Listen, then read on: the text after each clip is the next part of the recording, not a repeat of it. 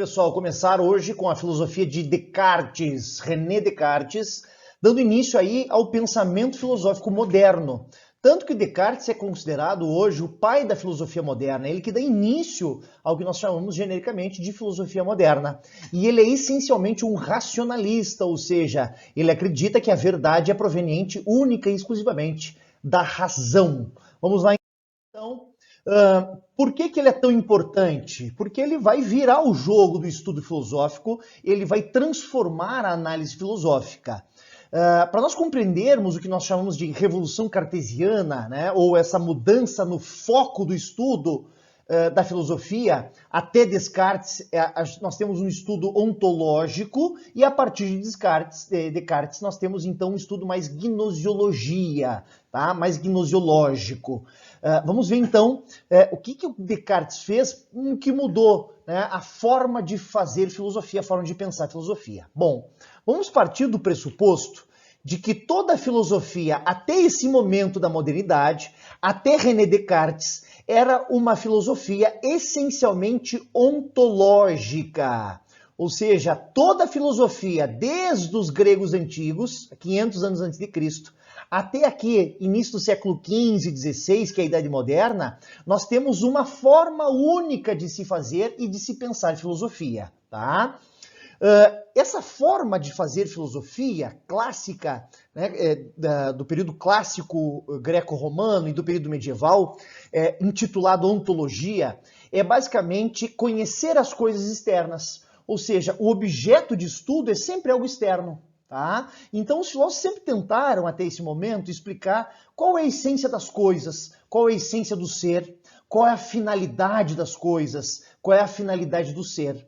Tá? Então nós temos aqui uma relação diretamente focada no objeto de estudo.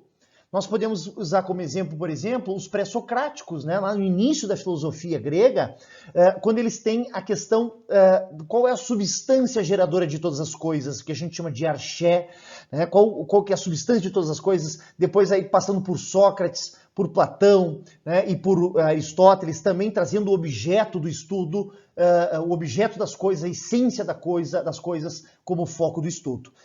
Só que em 2000 anos de filosofia, desde a Grécia até a Idade Média, não se conseguiu produzir uma teoria segura, não conseguiu se produzir como é que eu vou dizer para vocês? Não se conseguiu produzir uma característica filosófica segura, tá? E nem uma teoria segura. É por isso, então, que René Descartes resolve modificar a filosofia ontológica e introduzir uma filosofia gnosiológica. E o que seria isso? Em vez de focar, né, no objeto que está sendo estudado, ele passa a focar na capacidade humana de compreender esse objeto. Então, ele sai do objeto e ele vai para o sujeito que está, então, fazendo a análise. Então, ele tira o foco do objeto em si e ele traz o foco para a racionalidade humana. E ele começa a se perguntar qual é a capacidade da razão humana de compreender o objeto? Qual é a capacidade humana de desenvolver conhecimento?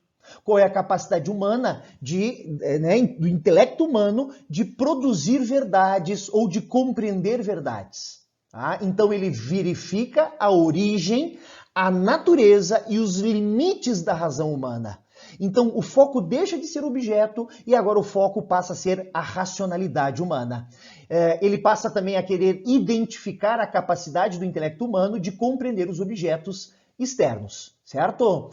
E depois que isso é compreendido, depois que René Descartes compreende a capacidade intelectual do ser humano, agora ele está apropriado, né, ele está seguro para desenvolver um método filosófico seguro.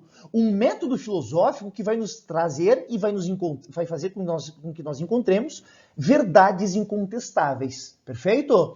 Então, a primeira coisa que ele vai fazer é compreender a capacidade do intelecto humano de compreender as coisas externas para depois fazer um método filosófico extremamente seguro para encontrar verdades incontestáveis. Bom, mas nós não podemos começar a falar de René Descartes sem antes falar sobre a filosofia moderna, de forma global, de forma total. A filosofia moderna ela começa no século XVII, né, e termina lá em meados do século XVIII. Depois começa a se desenvolver, então, as filosofias tipicamente contemporâneas e iluministas. Vamos lá, então, um resumo da filosofia moderna. Essa filosofia moderna, ela é marcada por uma constante briga, uma constante divergência entre duas vertentes filosóficas, entre duas escolas filosóficas, que elas se embatem, né, diariamente, constantemente, dentro da modernidade. A primeira versão, né, a primeira corrente filosófica são os racionalistas, e seu método dedutivo, ou seja, é um método a priori, é um método que vem antes da experiência, focado na razão. Tá? O grande nome dessa corrente racionalista é o nosso filósofo do dia, né? O nosso filósofo do vídeo, o René Descartes. Para este, a base do conhecimento só é possível pela racionalidade, pelo intelecto, que é capaz de identificar as ilusões e os enganos gerados pelos sentidos. Ou seja, o foco de René Descartes é um foco a priori, é um foco antes da experiência, um foco na razão, certo? E a outra corrente filosófica desse período são os empiristas, né? Ou o método indutivo, o método de induzir as coisas físicas para ver o seu resultado. E a partir da consequência do resultado, dessa indução das coisas, eu consigo extrair o conhecimento. Tá? Aqui nós temos um processo filosófico que ele é a posteriori, ou seja, ele vem depois da experiência que é feita. Perfeito? O grande nome desta corrente filosófica empirista é o Francis Bacon. Para o Francis Bacon, a base do conhecimento pelo sujeito são as sensações experimentadas, ou seja, a experiência, certo? Então, o conhecimento empírico é o conhecimento prático, é o conhecimento da observação e das experiências. Já o método dedutivo é um método a priori, é o método, então, que tem como base a racionalidade antes da experimentação. Bom, o período do racionalismo clássico, ou seja, o período do racionalismo moderno, ele tem três grandes mudanças intelectuais. A primeira, acho que já falei lá, né, na Revolução Cartesiana. Surgimento de um sujeito do conhecimento, ou seja, o foco é o sujeito que conhece. Como conhece, por que conhece, né, e quais são os mecanismos do intelecto, do sujeito conhecer as coisas externas. Então, antes de compreender esta lógica do conhecimento humano, né, a forma como os seres humanos geram conhecimento, não há como desenvolver um método científico. Eu primeiro preciso desenvolver e compreender a capacidade do sujeito conhecer. Começa a indagar qual é a capacidade do intelecto humano para conhecer e demonstrar a capacidade da razão. Então, eu preciso nivelar a capacidade da razão humana para depois poder formar, né, teorias, ideias, né, que sejam seguras. Então, a capacidade da razão humana para conhecer e afirmar a verdade de certos conhecimentos. Esses conhecimentos que são verdadeiros, que são incontestáveis, que são inflexíveis, nós vamos chamar de anaxiomas. Os anaxiomas, então, são estruturas teóricas filosóficas que são de verdade absoluta e incontestáveis. Para se construir esses anaxiomas, era necessário, então, primeiro, compreender a capacidade humana de compreender, né, compreender a capacidade humana de utilizar a sua razão. A filosofia começa com uma reflexão, ou seja, voltada para o pensamento em si. Então, é preciso voltar-se para dentro da própria razão para iniciar o conhecimento filosófico.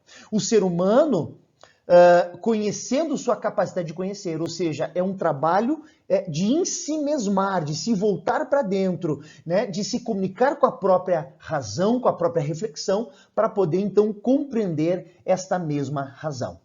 Aqui nós temos alguns umas frases que revelam aquilo que eu disse anteriormente. O ponto de partida do sujeito é o conhecimento, a consciência de si reflexiva, ou seja, como é que eu me compreendo, como é que eu compreendo, né, a minha racionalidade, a consciência que conhece a sua capacidade de conhecer, ou seja, é o ser humano, né, compreendendo a sua capacidade de conhecer e de utilizar a razão. Vamos lá então, continuando. Mas onde está o conhecimento do sujeito? Será que o conhecimento que nós temos na cabeça, o conhecimento que nós temos na nossa razão, ele é uma substância? Que substância é essa?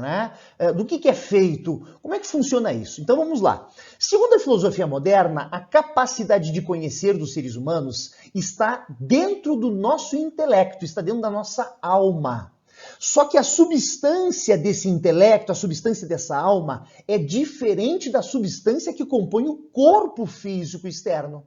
Por quê? Porque sendo um racionalista, ele divide, ele separa a razão do corpo. São duas coisas distintas. O corpo é terreno, o corpo é experiência, o corpo é empírico. O corpo se modifica, o corpo engana. Agora, a razão não. A razão, ela é incontestável. E a pergunta que é feita pelos modernos, pelos filósofos modernos, é basicamente as seguintes perguntas. Como esse intelecto da alma procede para conhecer o que é diferente dele? Ou seja, como é que essa substância da razão e da alma faz para conhecer e reconhecer a substância que não é da alma, a substância que é das coisas? Como a substância da alma conhece as substâncias da natureza? Como é que é a relação entre a razão e a coisa externa, o objeto externo? Tá? Então, isso para mim é muito importante. E a segunda mudança, então, no objeto de estudo, para os modernos, as coisas exteriores, ou seja, a natureza, um sistema social, um sistema político, podem ser conhecidas desde que sejam consideradas representações, ou seja, ideias ou conhecimentos formulados pelo sujeito do conhecimento. Então, quando nós vamos estudar lá, na Roma Antiga, o sistema de trabalho romano, o sistema de escravidão romano, o professor chega na aula com um sistema todo bem formado, todo bem pontuado de como é que é o sistema, né, de trabalho em Roma. Bom, esse sistema ele só existe em si porque eu consegui representá-lo racionalmente. Perfeito? Então, para os modernos, a coisa exterior, ela só é a representação da racionalidade. Ou seja, é um sistema físico real que existiu na Roma Antiga, mas que eu consigo racionalmente identificá-lo, né? Racionalmente, através das ideias, formular, né, qual é a sistemática desse funcionamento do trabalho. Tudo que se pode ser transformado num conceito ou numa ideia clara e distinta, demonstrável e necessária, formuladas pelo próprio intelecto. Então, quem demonstra a coisa física e o seu funcionamento, quem demonstra a mecânica, é o intelecto. Que a natureza, a sociedade ou a política podem ser inteiramente conhecidas pelo sujeito, porque são racionais em si, mesmas e propensas a serem representadas pelas ideias do sujeito e do conhecimento. Então, se o sujeito consegue representar com ideias algo físico, se a pessoa consegue representar, né, nas ideias, né, na razão, aquilo que ela vê fisicamente, isso é a mudança do objeto de estudo. Perfeito? Continua então. E a terceira mudança dos modernos, da filosofia moderna, está na realidade como algo intrinsecamente racional. Ou seja, a realidade não só como algo que pode ser idealizado, que pode ser compreendido, né? Mas algo que é racional em si. Perfeito? Então, não é só o ser humano racionalizando, pensando, né, identificando um sistema físico, mas o sistema físico em si, ele é munido, ele tem a racionalidade. A realidade é um sistema racional de mecanismos físicos cuja estrutura profunda é invisível e matemática. Não é matemática, é matemática, tá? Então, a origem das ciências clássicas é a realidade sendo compreendida pela razão. Nasce a ideia de experimentação. a ideia de tecnologia, o ideal de que o homem poderá dominar tecnicamente a natureza e a sociedade. Aqui nós temos então as ciências da mecânica, por exemplo, né? Então vamos pegar lá um moinho do período colonial brasileiro, né, para moer cana-de-açúcar. É um sistema todo de madeira com ferro, né, onde eles fazem um animal, né, fica andando em círculos, aquela madeira vai girando e vai moendo as canas. Esse sistema mecânico é um sistema que ele é matematicamente, racionalmente compreensível. Perfeito? E aqui nós temos o grande objetivo, a grande função da filosofia moderna: constituir tecnologia, formar tecnologia. O conhecimento teórico que orienta as invenções práticas, ou seja, o conhecimento racional que vai, né, glorificar a formação prática, né, de uma tecnologia. Perfeito?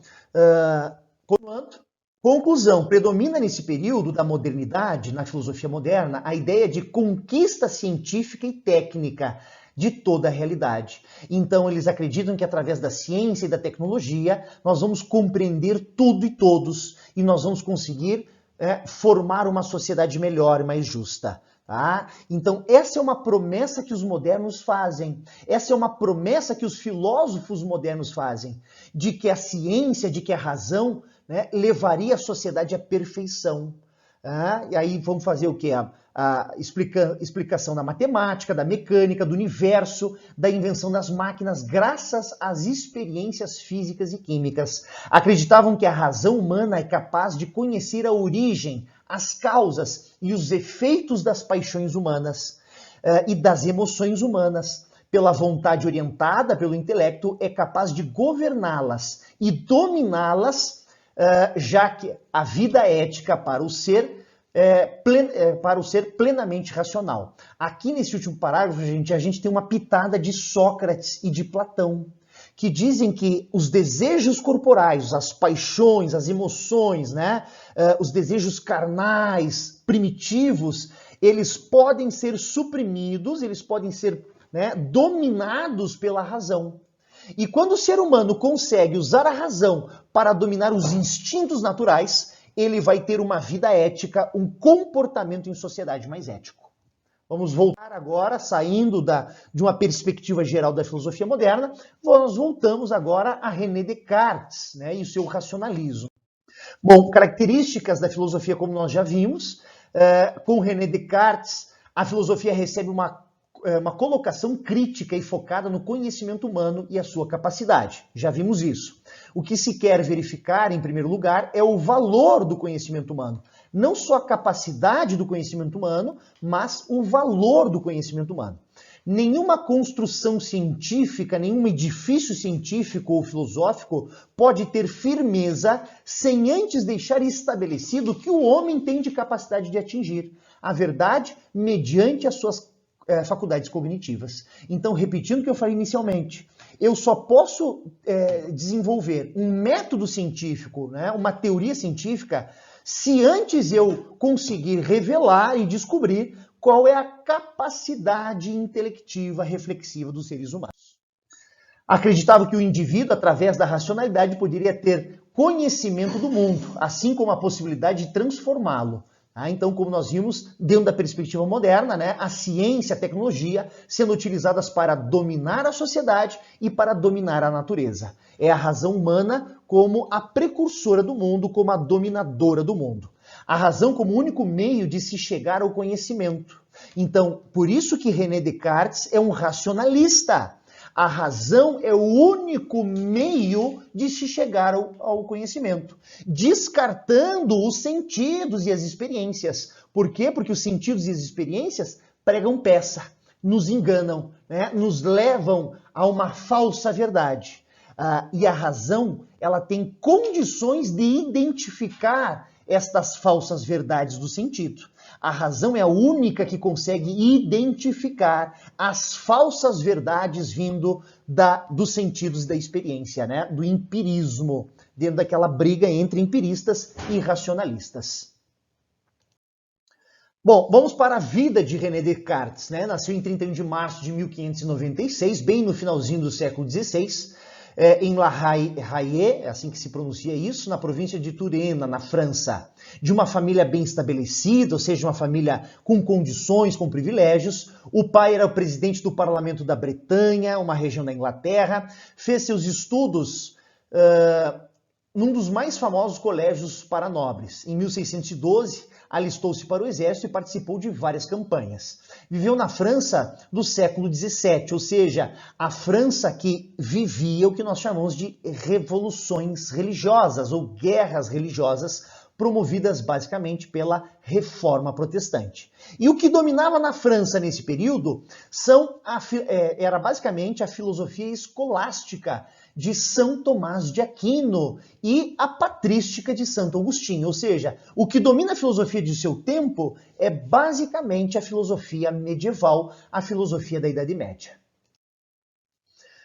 As duas principais obras de René Descartes é o Discurso do Método, onde ele vai trazer, né, o ceticismo metodológico desempenhado até então, ou seja, todos os métodos científicos feitos até então ele vai criticar, eles vão dizer que não servem para ele, e as medições sobre a filosofia primeira, onde ele dá continuidade a essa primeira obra, os Discursos dos Métodos. Essa segunda obra, Meditações sobre a filosofia primeira, foi publicada em 1641. Ponto de partida. Então, como eu disse para vocês, toda a filosofia até esse momento, ela vai trazer verdades contestáveis, verdades com pouca prática, com pouca utilidade, né? Teorias que não têm função e que são facilmente combatíveis. Principalmente nas escolas e nas universidades europeias desse período, o que predomina é esta filosofia mais ontológica. Mas a ciência que é desenvolvida fora das escolas e das universidades, ela é mais focada no progresso, né? No contestar as teorias anteriores, né? No desenvolvimento de um sistema de conhecimento, no corpo e no movimento, e na separação entre ciência e religião, o que é fundamental para o pensamento moderno, né? É a característica mais fundamental da modernidade, é a separação do pensamento racional científico do pensamento estritamente religioso. E o inatismo, né? Então, as ideias inatas são aquelas ideias que vêm com o nascimento, né? Não são as ideias que vêm com a experiência, com a prática, são aqueles conhecimentos que são aquele método que a gente vai basicamente chamar de método a priori, ou seja, que vem antes da experiência. O inatismo é uma doutrina que afirma o caráter inato das ideias do homem, sustentando que independente daquilo que ele experimentou, ou seja, antes e independente daquilo que ele vivenciou e experimentou, né, e percebeu após o seu nascimento. Perfeito?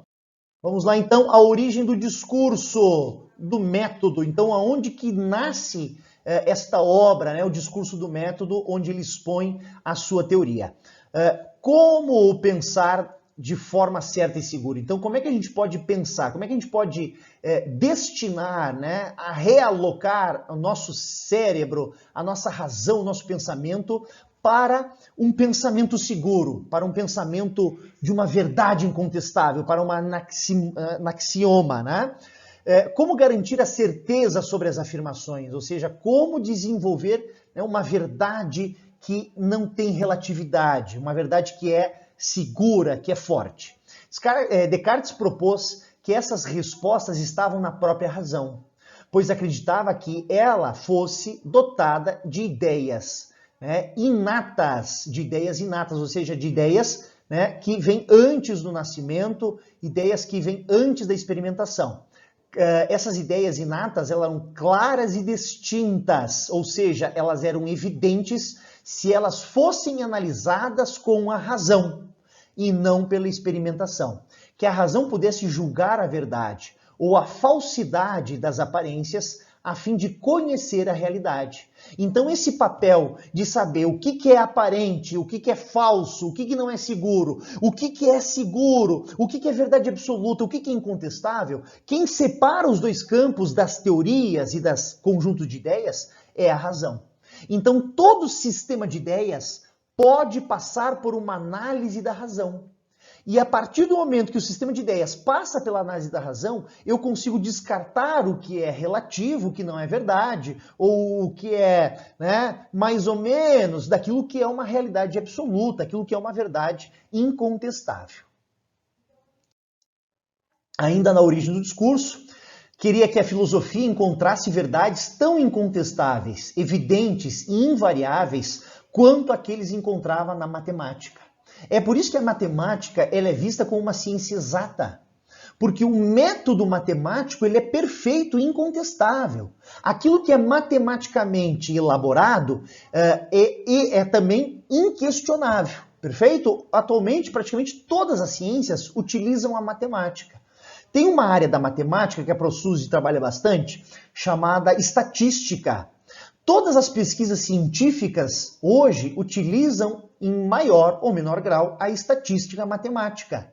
Então, por exemplo, um biólogo que vai estudar doença numa planta, ele vai ter que ver, né, na produção de plantas que ele vai fazer para testar, ele vai ter que ver quantas plantas ficaram doentes, quantas não ficaram. Quantas, né, conseguiram reverter essa doença e quantas não conseguiram. E matematicamente ele vai conseguir trazer uma estatística do que é seguro nas plantas e o que não é seguro. Então ele vai trazer a matemática para a filosofia. Ele vai trazer a matemática da Suzy para a filosofia. Tá? Afastar a filosofia das verdades da tradição e as verdades da religião. Né? E trazer para a filosofia a verdade inquestionável da matemática.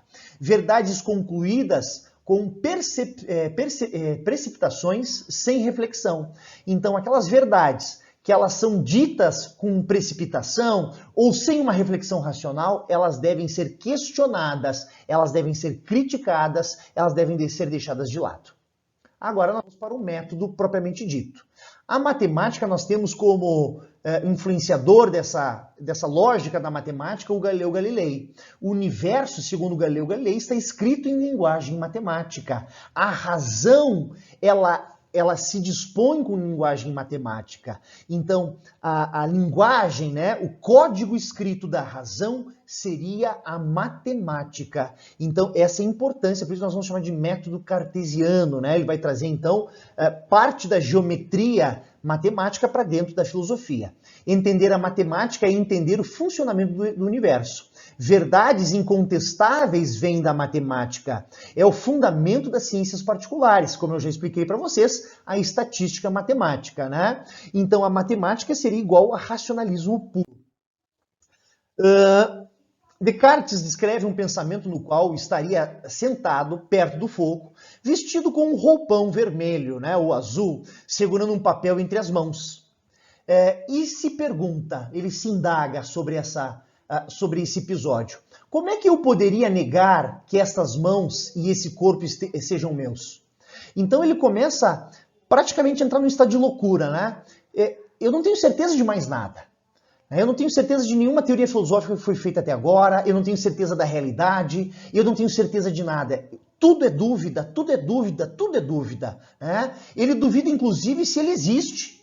Se a mão dele é a mão dele, se aquilo ali não é uma espécie de um Matrix, né? Se não é uma ilusão de computador, claro que não tinha computador na época, mas que toda a experiência vivida por ele, será que aquilo é realidade? Será que essa experiência vivida por ele é a realidade? Será que ele está vendo aquilo mesmo? Será que ele está se mexendo?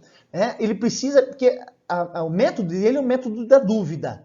A gente chama de dúvida metódica, então ele duvida de tudo. O autor chega a trazer a possibilidade de uma certa loucura e supõe que está adormecido e que todas as suas particularidades, como os que remexer a cabeça, remexer os olhos, esticar as mãos, são ilusões. E talvez suas mãos e seu corpo não sejam mais como vemos, né? Ou seja, o corpo e seus movimentos não é como vemos, mas são ilusões produzidas pelo cérebro. Tá? Então, nós temos aqui o método dedutivo, o método da dúvida plena. Então ele começa a duvidar de tudo. A única certeza é a que vem da razão. Após ter negado seu sentido, seu corpo, ter posto tudo em dúvida, ainda tem algo que nele permanece, sob seu próprio domínio, algo que existia de fato. A única certeza que ele tem, no meio de tantas dúvidas, é que ele pensa. E que se ele pensa, é porque ele existe. E aí nasce a famosa e célebre frase de René Descartes: cogito ergo sum. Penso, logo existo. O ponto de partida para qualquer compreensão do mundo é o pensamento racional. Então, o pensamento, se eu estou pensando, é porque eu tenho a certeza de que eu existo. Vamos lá, então, discurso do método racional com base na geometria matemática, o método cartesiano, método de como se chegar a ideias evidentes, claras e distintas. Então, ele, depois de conseguir compreender a capacidade racional do homem, ele começa a compreender, a desenvolver um método científico de se chegar à verdade. Tá? Então, nós temos aqui o objetivo dele, na criação desse método, é criar um filtro questionador. Desconstruir para construir, né? E conhecer. Como é que funciona isso? Eu vou tentar desenhar para vocês aqui um funil, certo? Vou tentar aqui desenhar para vocês um funil. Esse é o funil da dúvida hiperbólica. Esse é o funil da dúvida racional. Perfeito? Eu vou pegar aqui qualquer sistema teórico, qualquer sistema de organização social, de organização humana, né? Vamos pegar um sistema teórico. Esse sistema teórico, eu vou apresentar com T. Ele tem que entrar no funil, né, no funil da verdade absoluta, no funil, né, da dúvida hiperbólica. Quando essa teoria entra no funil, essa teoria tem que ser desconstruída no menor número de partes possíveis, ela deve ser classificada e ela deve ser bombardeada por questionamentos, perguntas, questionamentos. Aqueles questionamentos, né, que forem aplicados dentro do filtro, né, dentro do... eu chamei aqui de... meu Deus, me falhou a memória. Eu chamei de funil, né? Quando a teoria entra no funil e ela é bombardeada, primeiro ela é toda desconstruída, né? Ela é toda separada, e ele começa a bombardear com dúvidas, com perguntas. Aquelas perguntas que a teoria não responde, ou que não tem uma clareza na resposta, essa parte ela é descartada. E o que sai lá na ponta do funil é apenas a verdade absoluta. Por quê? Porque se essas verdades passaram pelo funil e pelo bombardeio de dúvidas e elas mesmo assim saíram, é porque elas são verdades absolutas. Algumas partes da teoria que não conseguiram responder às dúvidas, né, ao bombardeio de dúvidas, essas teorias ou essas partes da teoria, elas são eliminadas. E aquelas partes que conseguem viver, né, conseguem, né, suportar o bombardeio de dúvidas, ela sai então em forma de verdade absoluta. Esse seria um método dedutivo inventado pelo nosso René Descartes. Vamos dar uma olhada aqui então, a dúvida metódica ou a dúvida hiperbólica. Então, esse é o método da ciência, duvidar, questionar, né? Por mais verdadeira que pareça uma teoria, por mais que verdadeira que pareça uma realidade, o nosso trabalho filosófico é de duvidar constantemente, de questionar constantemente. É um chato questionador. O questionamento das impressões dos sentidos. Busca da certeza estritamente racional, ou seja, a certeza matemática. Como? Duvidar sistematicamente de tudo que percebia e de tudo que aprendera.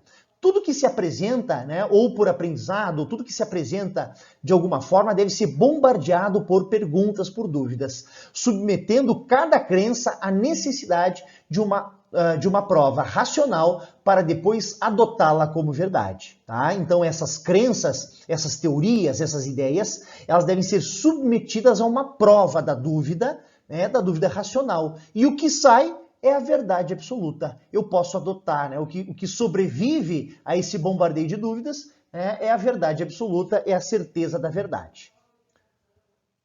Vamos lá então, método dedutivo cartesiano. Primeira regra, não incluir aos meus juízos nada além daquilo que se apresenta à minha inteligência, tão clara e distintamente que exclua qualquer possibilidade de dúvida. Então, eu só posso analisar aquilo que a minha racionalidade tem competência de analisar. Se a minha racionalidade não tem competência de analisar, eu não tenho o juízo, eu não tenho como, né, botar ela em dúvida. Segunda regra, dividir todo, né, subdividir a teoria, o sistema teórico, né, o problema que se tem de estudar em tantas partes menores quanto forem possíveis e necessárias para melhor resolvê-los. Então a teoria, quando ela entra no funil da dúvida hiperbólica, ela tem que ser subdividida no maior número de partes possíveis e necessárias para analisá-la com segurança, né, para que a razão analise-a com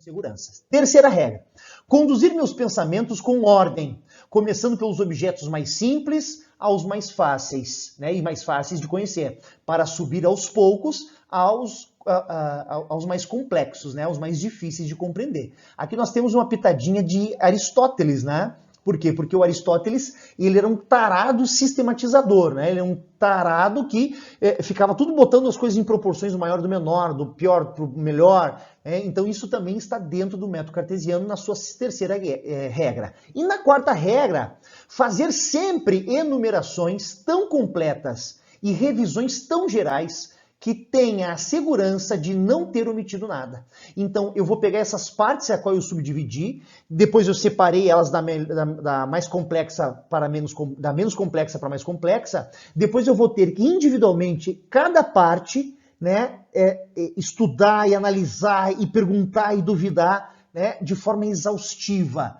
né, individual e geral, perfeito? Então é um trabalho muito minucioso, é um trabalho que demanda muita disciplina, assim como o trabalho científico, o processo científico moderno, contemporâneo, também eles, né, demandam muita disciplina, muito estudo, né, muito para quê? Para sair uma verdade razoável.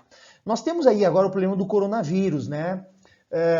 O Covid começou lá então no final do ano passado, né, finalzinho ali de 2019 na China, e nós estamos aí no meio da pandemia no Brasil. E todo mundo se perguntando, tá, mas e a vacina? Tá, mas e a cloroquina? Mas e o remédio? Então é isso que é a resposta que a gente tem, né? Não tem testes suficientes para dizer que a cloroquina é boa. Não tem testes suficientes para dizer que a vacina que a gente tem é boa. A gente precisa de mais testes. Então aqui nós temos a quarta fase do nosso Descartes, né? Então, é a exaustão de analisar cada uma das partes, de forma individual e de forma genérica, para poder, né, produzir um conhecimento que é seguro, para produzir uma vacina que é segura, um medicamento que é seguro. Eu preciso passar por essa coisa de exaustivamente analisar as partes do processo.